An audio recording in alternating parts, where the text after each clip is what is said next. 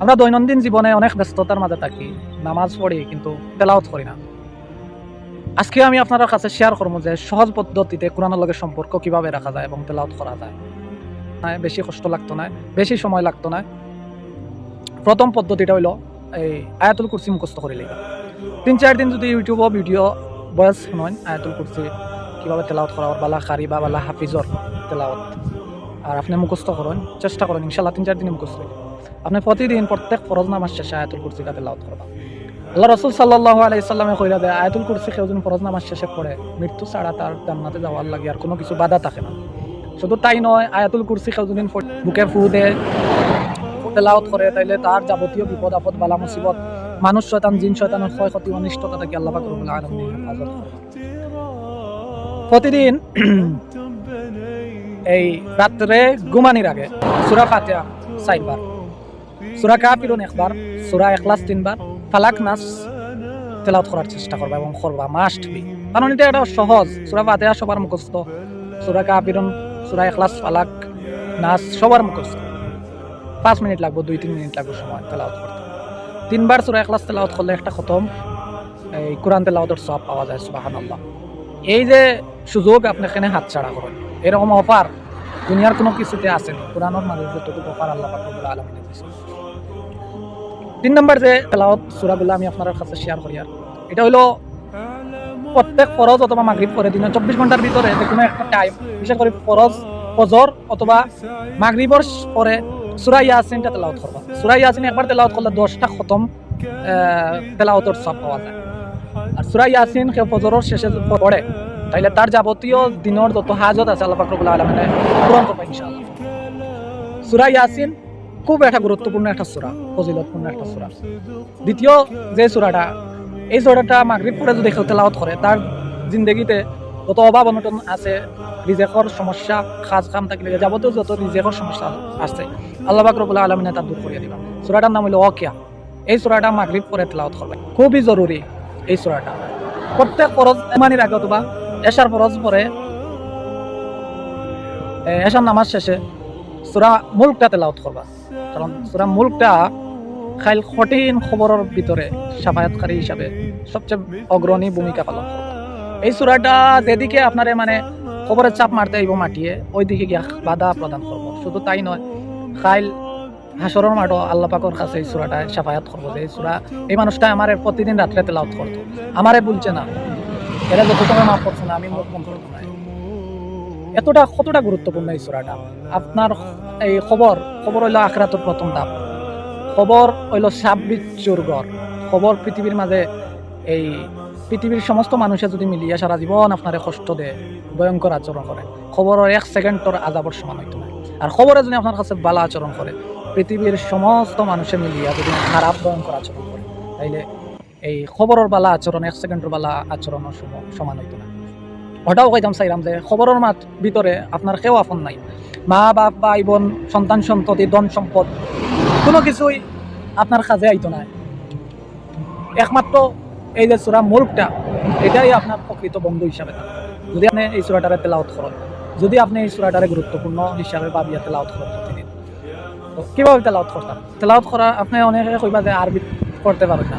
আরবি করতে পারেন না, সমস্যা না, বাংলা অ্যাপস আছে কোরআন, এগুলাতে তেলাওয়াত করেন। প্রতিদিন ভিডিও দেখেন এই ইউটিউবও, বয়েস শুনেন কোরআন তেলাওয়াতর, রেকর্ড বয়েস, বালা বালা হাফিজা বলে তেলাওয়াত করা, এগুলা প্রতিদিন একটা করে শুনেন। 1 মাস 2 মাসের ভিতরে ইনশাল্লাহ আপনার তেলাওয়াত সহি হয়ে যাবে, অন্তত পক্ষে 50% তো সহি হইব, উচ্চারণগুলো শুদ্ধ হইব। এরপরে যারা কোরআন তেলাওয়াত শুনে তারা শুনি অনেক তেলাওয়াত এই মুখস্থ হয়ে যায়, শুনি অনেক উচ্চারণ শুদ্ধ হয়ে যায়। যারা অন্ধ হাফিজ তারা তো শুনি তেলাওয়াত কোরআন মুখস্থ করে, তো আপনি এখানে পারতা না। আপনি এই বাংলা কোরআন শরীফ অ্যাপস ডাউনলোড করিয়া তেলাওয়াত করেন। কোরআন শরীফ বার করতে উজু পড়তা ব্যস্ততা আপনার দরকার নাই, আপনি মোবাইলও তেলাওয়াত করেন সহজভাবে। প্রতিদিন 10 মিনিট সময় দিলে ইনশাল্লাহ আপনার তেলাওয়াত হয়ে যায়। কোরআন তেলাওয়াতের অর্থ এই না যে আখিরাত থাকি মুক্তি, দুনিয়াবি অনেক ফজিলত আছে, রিজেক, এই মনের সুস্থতা, মন মানসিকতা ফ্রেশ, যাবতীয় যত বিপদ আপদ বালা মুসিবত আছে সবকিছু থেকে আল্লাহ পাক রব্বুল আলামিনে এই হেফাজত করেন। আপনারা সুস্থ রাখবা, আপনারা বালা রাখবা, দুনিয়াতে আপনি সফল হইবা, আখিরাতে আপনি সফল হইবা। যারা কোরআনের লগে সম্পর্ক না রাখে না, তারা দুনিয়াও বরবাদ, আখিরাতে বরবাদ। আপনি প্রতিদিন খতম করতে হইব, এক পারা দুই পারা তেলাওয়াত করতে হইব, এমন কোনো কিছু নাই। আপনি সহজভাবে তেলাওয়াত করুন, এই সূরা ইয়াসিন, ওয়াকিয়া, মুলক তেলাওয়াত করুন, ফরজ নামাজ শেষে আয়াতুল কুরসি তেলাওয়াত করুন, রাত্রে ঘুমানোর আগে সূরা ফাতিহা, কাফিরুন, ইখলাস, ফালাক, নাস তেলাওয়াত করুন। এরপরে আপনার সূরা বাকারার শেষ দুই আয়াত, আমানার রাসূলু বিমা উনজিলা ইলাইহি মির রাব্বিহি ওয়াল মুমিনুন, একদম সহজ, মোবাইলে পাওয়া যায়। এগুলা তেলাওয়াত করুন, একদম ফেরেশতা থাকে পাশে, সারা রাত সওয়াব মিলে ঘুমানোর মাঝেও। এই অফারগুলা আল্লাহ পাক রব্বুল আলামিন এত সহজভাবে দেওয়ার পরে আপনারা অবহেলা করেন। দুনিয়ার সব ব্যস্ততা আপনি জানেন, দুনিয়াবি সব চিন্তা আপনার মাঝে আছে, কিতা কাজ করতা না করতা সব কাজ আপনার মাঝে আছে, কিন্তু এই যে এত সহজভাবে আল্লাহ পাক রব্বুল আলামিন কোরআনটারে আপনার মাঝে দিলা, আপনি কিতা লাগে সম্পর্ক না রাখেন, আপনি এই অফারটারে কিতা লাগে মিস করেন। মোবাইলে অ্যাপস ডাউনলোড করেন আজকে থাকি, প্রতিদিন না হইলেও সূরা মুলকটা অন্তত পক্ষে তেলাওয়াত করার চেষ্টা করুন, সপ্তাহে একবার সূরা ইয়াসিন তেলাওয়াত করার চেষ্টা করুন, সূরা ওয়াকিয়া প্রতিদিন একবার তেলাওয়াত করার চেষ্টা করুন মাগরিব পরে, এবং সপ্তাহে সূরা কাহাফ শুক্রবার জুম্মার পরে 10 আয়াত তেলাওয়াত করার চেষ্টা করুন, প্রথম 10 আয়াত। এই সূরা কাহাফ যারা তেলাওয়াত করবো তারা দাজ্জালের ফিতনা থেকে আল্লাহ পাক রব্বুল আলামিন হেফাজত করবা। যাবতীয় সপ্তাহের মধ্যে যত ফিতনা আছে আল্লাহ পাক রব্বুল আলামিন তারা হেফাজত করবা। শুধু তাই নয়, বিপদ আপদ বালা মুসিবত আছে দূর করিয়া দিবা। হাসরের মাঠও মানুষের মাথার উপরে যখন সূর্য আইব তখন এই সূরাটায় মানুষের ছায়া দিব যে তেলাওয়াত করছে।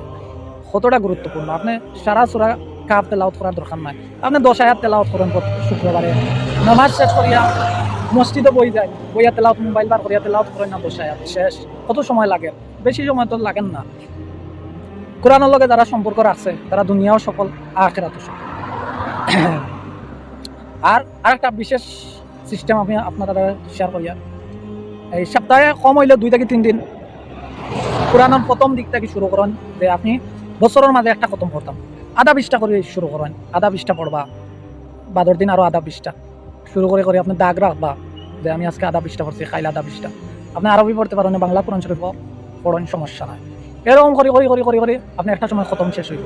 এদিকে আপনার কাছে আছে সূরা ফাতিহা সহজভাবে, সূরা কাফিরুন, সূরা ইখলাস, ফালাক, নাস, এরপর আয়াতুল কুরসি, সূরা ইয়াসিন, ওয়াকিয়া, মুলক, এই বিশেষ, এবং যদি পারেন সূরা বাকারার শেষ 2 আয়াত, এরপরে আপনার এই সূরা কাহাফের 10 প্রথম 10 আয়াত অথবা লাস্টের 10 আয়াত। আল্লাহ পাক রব্বুল আলামিনে আমরারে এই তেলাওয়াত করার তৌফিক দান করুক। একদম সহজ, কোনো কঠিন কিচ্ছু না। আপনি যদি মন মানসিকতা থাকে, আপনার নিয়ত থাকে, কোরআনের প্রতি ভালোবাসা থাকে, আপনি শুরু করেন, ইনশাআল্লাহ দেখবা যে আপনার কোরআন তেলাওয়াত প্রতিদিন আপনার তেলাওয়াত চলে, এবং মনের মাঝে যে কতটুকু শান্তি পাইরা, কতটুকু যে মন মানসিকতা ফ্রেশ থাকে, মানে আল্লাহর রহমত জিনিসটা, জীবনের বরকত জিনিসটা কতটুকু যে পাইবা, আমি মানে আমার মুখ দিয়ে বুঝানি আমার দ্বারা সম্ভব না। সব ভালো থাকবা। আসসালামু আলাইকুম রহমতুল্লাহ। আর ভিডিওটা যদি ভালো লাগে থাকে, একজন মানুষের যদি আমল করে, এটাও সত্যি জারি, ভিডিওটা শেয়ার করার অনুরোধ করি। আসসালামু আলাইকুম।